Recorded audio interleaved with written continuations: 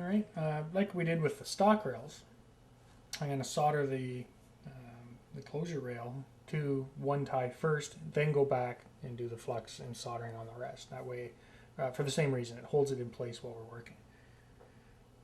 I'm just going to put a little bit of flux there. And in this case, I'm doing it on the S tie, which is our solid point tie. That's actually going to act as our hinge point, or our pivot point. I'll use hinge point, it's a little confusing. And using the same soldering technique we used all along, the one that's shown on the video earlier. Get a nice, good solder joint there. There we go. Okay, now with that one done, it holds the rail in place while we go back and do the rest. Little flux here, and only on the inside, or sorry, the outside of the wing rail. We don't want any solder in here because it'll interfere when we try to place our frog point later on. So I'm just going to do the inside rails. And solder that up.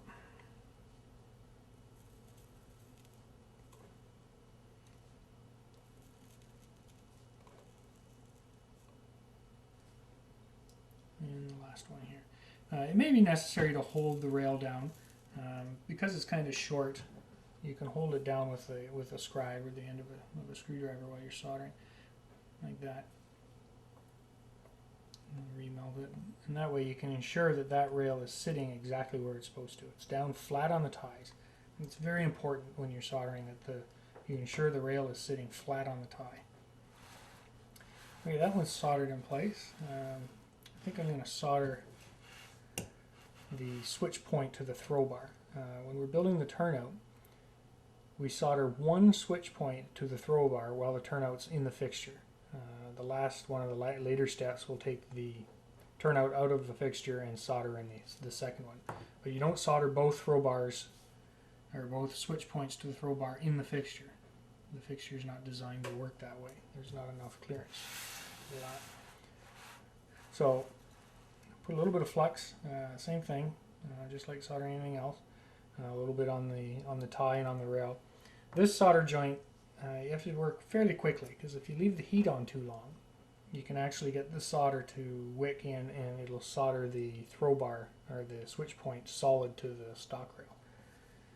So I like to do this step fairly quick. So I just get a little heat and I'm done. That's it. But this has to be a good solder joint. If it's not a good solder joint, it'll fail fairly quickly. If you get a nice shiny solder joint on there, and it'll last you forever. Now, should you solder that up solid, it's quite easy to fix. I can just pull this out and show you. This one actually didn't solder up, but if it does, just take the turnout and push down on the throw bar like that, and that'll usually snap the soldering here. It shouldn't be a very solid. If it did solder itself shut, it's going to be a fairly weak solder joint where it joined the two together, and you can break it off.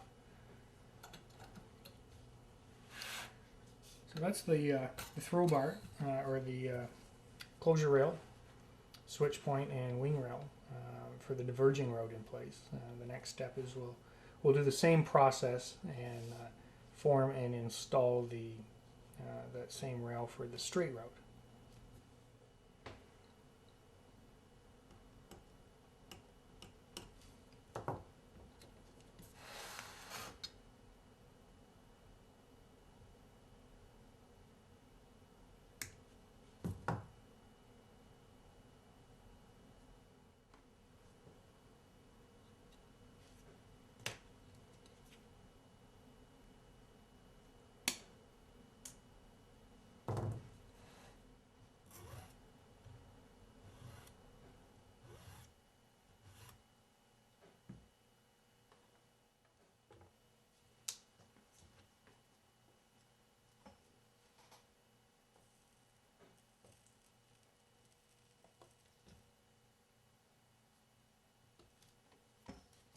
We have both our switch point, closure rail, wing rail assembly in place, and that finishes that process.